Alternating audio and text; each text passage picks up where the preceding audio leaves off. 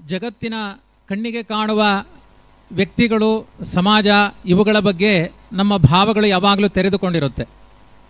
ಅದನ್ನು ತೋರಿಸಿ ಮಾತನಾಡಿದರೆ ಹೌದು ಅಂತ ಅನಿಸುತ್ತೆ. ಇದನ್ನು ಕಾಣದೇ ಇರುವ ಒಂದು ತುಂಬ ದೊಡ್ಡ ಪ್ರಪಂಚ ಇದೆ.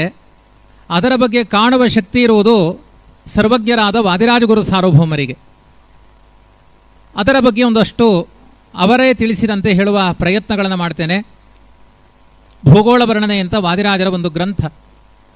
ಆ ಗ್ರಂಥದಲ್ಲಿ ವಾದಿರಾಜರು ಈ ಭೂಮಿಯ ಲೆಕ್ಕಾಚಾರವನ್ನು ಅನೇಕ ಗ್ರಂಥಗಳಲ್ಲಿ ಮಾಡಿದ್ದಾರೆ. ಭೂಗೋಳ ವರ್ಣನೆಗೆ ಸಂಬಂಧಪಟ್ಟ ಅನೇಕ ಮಾಧ್ವೀಯ ಗ್ರಂಥಗಳಿದೆ. ನಾನು ಆ ಎಲ್ಲ ಗ್ರಂಥಗಳನ್ನು, ನನಗೆ ಸಿಕ್ಕ ಎಲ್ಲ ಪ್ರತಿಗಳನ್ನು ನೋಡಿದ್ದೇನೆ. ಆದರೆ ಭೂಮಿಯ ಸಾಸಿವೆ ಕಾಳಿನ ಪ್ರಮಾಣವನ್ನು ಬಿಡದೇ ಇರುವ ಲೆಕ್ಕವನ್ನು ಕೊಟ್ಟ ಸರ್ವಜ್ಞತ್ವ ಅದು ವಾದಿರಾಜಗುರು ಸಾರ್ವಭೌಮರಿಗೆ. ಸರ್ಷಭ ಮಾತ್ರದ ಪ್ರಮಾಣದ ಲೆಕ್ಕಾಚಾರವನ್ನು ವಾದಿರಾಜರು ನೀಡ್ತಾರೆ.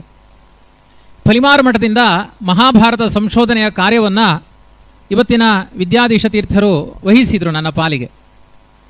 ಅಲ್ಲಿ ಪ್ರತಿಯೊಂದು ಗ್ರಂಥಗಳನ್ನು ಅವಲೋಕನ ಮಾಡಿದಾಗ ಒಂದೊಂದು ಗ್ರಂಥಗಳಲ್ಲಿ ಮಹಾಭಾರತ ಶ್ಲೋಕ ಸಂಖ್ಯೆ ಎಷ್ಟು, 1,00,000 ಅಂತ ಸಾಧಾರಣವಾಗಿ ಇದೆ. ನಮ್ಮ ಹತ್ರ ಒಂದು 1,300 ರೂಪಾಯಿ ಇದ್ದರೆ 1,000 ರೂಪಾಯಿ ಇದೆ ಅಂತಲೇ ಹೇಳ್ತೇವೆ. 300 ರೂಪಾಯಿ ಬಿಡ್ತೇವೆ.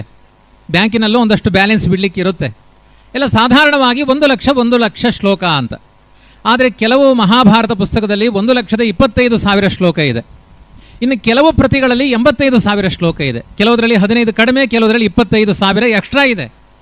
ಹೀಗೆ ನೋಡ್ತಾ ಹೋದರೆ, ಇನ್ನು ಪ್ರಕ್ಷಿಪ್ತ ಭಾಗವನ್ನೆಲ್ಲ ನೋಡ್ತಾ ಹೋದರೆ 1,75,000 ಶ್ಲೋಕ ಇರುವ ಮಹಾಭಾರತವೂ ಇದೆ. ಈ ರೀತಿಯಾಗಿ ಮಹಾಭಾರತದಲ್ಲೇ ಗೊಂದಲ ಬಂದರೆ ಏನು ಪ್ರವಚನ ಮಾಡೋದು ಪ್ರವಚನಕಾರರು? ಲಕ್ಷಾಲಂಕಾರದಲ್ಲಿ ವಾದಿರಾಜರು ಆರಂಭದಲ್ಲಿ ಹೇಳ್ತಾರೆ, ಅನುಕ್ರಮಣಿಕಾ ಅಧ್ಯಾಯದಲ್ಲಿ ಎಲ್ಲಿಯ ತನಕ ಅಂದರೆ ಅಧ್ಯಾಯದ ಶ್ಲೋಕಗಳ ಸಂಖ್ಯೆಯನ್ನು ಹೇಳಿದ್ದಾರೆ. ಬರೀ ಸಮಗ್ರ ಮಹಾಭಾರತ ಪರ್ವಗಳ ಸಂಖ್ಯೆ ಅಲ್ಲ, ಅಧ್ಯಾಯ ಶ್ಲೋಕ ಸಂಖ್ಯೆಯನ್ನು ಹೇಳಿದ್ದಾರೆ. ಸಮಷ್ಟಿಯಾಗಿ ವಾದಿರಾಜರು ಲೆಕ್ಕವನ್ನು ಕೊಡ್ತಾರೆ. ಮಹಾಭಾರತದಲ್ಲಿ 1,03,034 ಶ್ಲೋಕಗಳಿದೆ, ಇದರಲ್ಲಿ ಯಾರೂ ಸಂಶಯ ತಾಳಬೇಡಿ ಅಂತ ಕರಾರುವಾಕ್ಕಾಗಿ ಹೇಳ್ತಾರೆ. ಇದೆಲ್ಲ ವಾದಿರಾಜರ ಸರ್ವಜ್ಞತ್ವ, ನಿಖರತೆ. ವಾದಿರಾಜರು ಅಂದರೆ ಒಂದು ನಿಖರತೆ ಇದೆ.